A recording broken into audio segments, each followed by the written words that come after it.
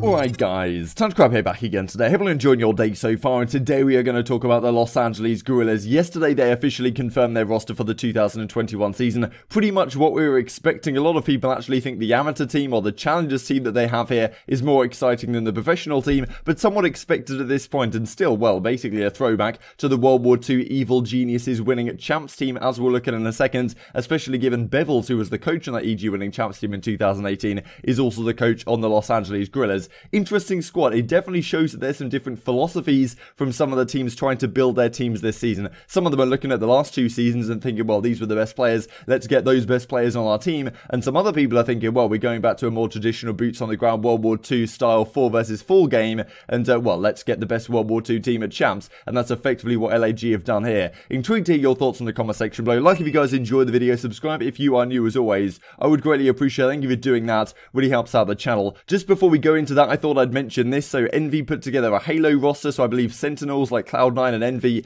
have snapped up all the best Halo players, and well, Frosty said Infinite is about to be huge, I can feel it. So pretty interesting to see this around the corner. Pretty funny reply from Clays here. No BS, playing Halo professionally has been a dream of mine. Might have to mosey on over and see what I can do in Infinite, but yeah, certainly interesting to see how well, Halo Infinite, even though it's not out for a while, seems to be getting some pretty good reception. So it would be cool to see Halo back in its glory days, frankly. This is what LAG confirmed yesterday. It is time for the return to glory. Our 2021 roster is ready to rumble. Silly, Apathy, Assault, and Vivid. The Warrior, with the Academy team being MentaL, Chino. I think he's actually going by Chi now for this new season. Exceed, and then Nero Poison. So, well, as you can see already, the World War II highlights when they won the World Championship alongside Aches. So these guys didn't have the best season by any means. Pretty much the worst team in the league, with maybe the exception of the Seattle Surge. But we're definitely right up there, and it was actually Seattle beating these guys on a consistent basis. Vivid, I guess, was the shining star of that underwhelming lineup. Makes sense they want to keep him as that kind of young up-and-comer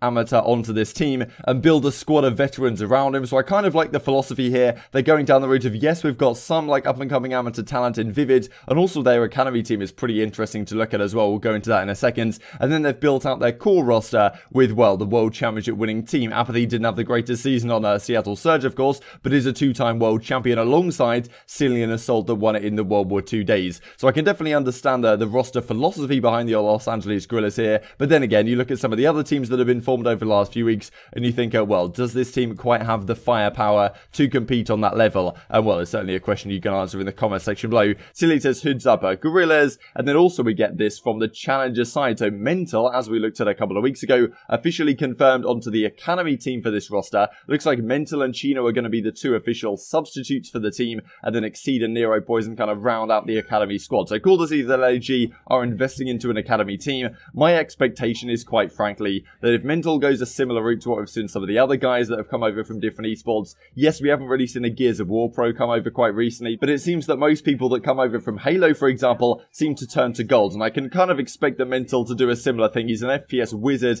in multiple different titles, goes most known for his work in Gears of War, but he's going to be going on the challenger side, and a bit of guidance, I suppose, from Chino and some of these other amateur CoD guys here could get MentaL to a point where, well, he's considered in the starting lineup, and I would not be surprised at all if a few months down the line, this team is, well, somewhat struggling, because there's so many other great teams right now. This team did manage to turn it around, this core three, Assault as the main AR, Apathy and Silly as the SMGs, and then Aches kind of in there as the flex as well. Vivid now is on that team instead of Aches. That team, as we'll look at in a second, of course, did win the World Championship, but before that, they were very up and down. They had one decent result at Seattle, so it's relatively tough to predict this team to just come out into the season and start winning loads of events. Frankly, I don't think that's going to happen, and well, Apathy, as we know, tends to turn up in the latter half of the game. Silly and Assault have been a duo for a while, but not really had any success outside of that World Championship winning run. Yes, you've got Bevels on the team as well as a coach, as I said. Ricky's over there as well. Definitely some history with these players, so well, it can make sense that they can make something work. But as I say, Apathy tends to turn up more in the latter half of the season.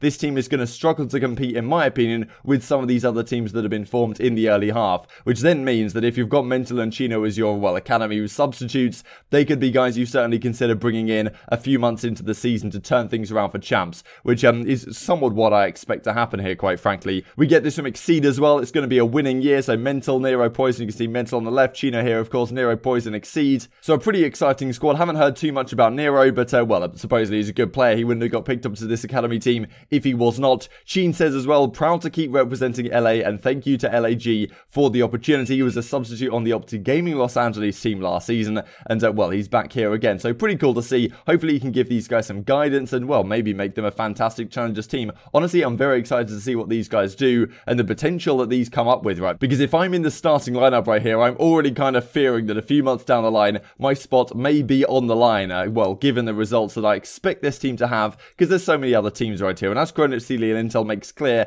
MentaL and Sheen are officially signed as the substitute players for Los Angeles Gorillas. Thank you to Carl for pointing this out to me. So yeah, certainly this makes sense. And let's have a look at some of the tournament results from the LAG last season. It wasn't pretty at all. As you can see, 7th, 8th, like they didn't really win a series the first couple of weekends. They managed to sneak themselves a 3rd, 4th placing over at Minnesota. But apart from that, it was a pretty tragic result. And they finished in last place alongside the Seattle Surge when we got to the World Championship. And maybe they're thinking, okay, we bring in some World Champions. That can actually help us have a better result at the World Championship. And that's where, well, a lot of the prize money, I suppose, is on the line and a lot of the prestige. But will that World Championship winning Core 3 actually still be on the team when it gets to Champs? I'm not so convinced, quite frankly, because there's so many other good teams about right now, especially for this season. This is Apathy's career the last couple of seasons, so winning the World Championship, as you can see on EG, alongside Assault and Silly. But so, you know, does this team have the firepower nowadays? That's the question, because it's the design philosophy, really, of a team, which is starkly different on this squad than some of the other teams have been put together. This team is certainly going down the route of, look, Black Ops Cold War is going to play like a World War II. It's going to play like a traditional boots on the ground 4 versus 4 title, where this team was, as you can see, so good. Yes, they had a pretty tragic result at Anaheim, but after Evil Geniuses made this entire roster upheaval after Birmingham, they came 2nd at Seattle and then turned it around to win the World Championship. Some people would say that was a fluke. Definitely they were the best team at the event, but if you run that, if you run that tournament like 100 iterations, Evil Geniuses probably only win like 40 or so, because you had TK there, you had Rise. Things kind of worked out nicely for them in that Rise was dropping down early to the losers bracket,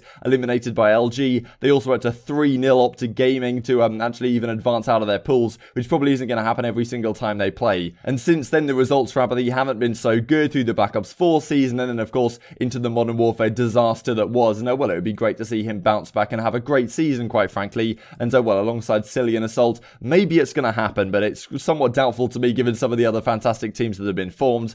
This is Silly's career as well over the last couple of seasons, so on E United through the World War II days, then goes on to EG, Team Envy last season alongside Assault again. Wasn't pretty at all, and he's been alongside Assault for a long time now. They had some decent results on the Rocket early on, don't get me wrong, so maybe in the early season they can turn it around and have a decent run once again, but just look at some of these other teams that have been confirmed. BZ, Simp, Selly, Mercedes, Hoogshot, Ely, Crimsix, Envoy, Scump, Dashy and Formal, just for some more examples, right? And of course we have New York Subliners as well, confirming Hydra just a few days ago, with John as a big question mark there right now. So it definitely depends how this game plays out. If this game was to play like World War II, that we probably weren't expecting coming from the Jetpack era, I can definitely see this team being competitive, like a top 6 team relatively consistently, and then maybe they switch it up for a grand final one event or another. However, I'm not sure this game is going to play like World War II. It's not clear by any means whether this game is going to play super fast paced, especially what we've seen with the beta with the slide mechanic in the game right now. And yes, they're probably looking to change that and nerf it, and Trek have already said some things about the Duster stock attachment, for example, but definitely seems like, for what I'm seeing right now, you know, drop shotting, jump shotting might not be so easy, but the slide mechanic still seems to be there, and I imagine the cracked out kids